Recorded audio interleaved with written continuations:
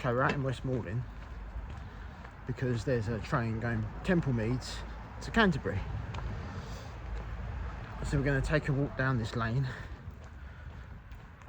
to the foot crossing at Westmoreland to see it through. I hope. See how busy it is.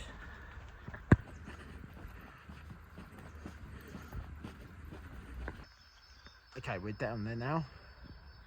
Just got to wait for it to rock up or fly through. Not sure what's on the front of it. It's either going to be something like it's either going to be a Blue Pacific or Royal Scot or something like that.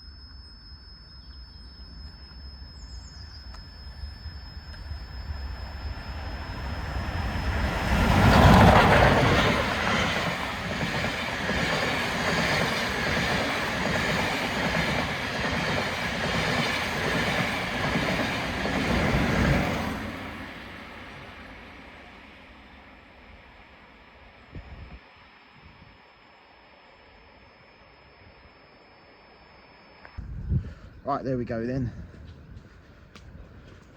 That was a good one. Royal Scot on the front with the golden arrow headboard. 47 bringing up the rear. With a nice bit of coal smoke in my lungs. It's a good dose for the day. And now back to work.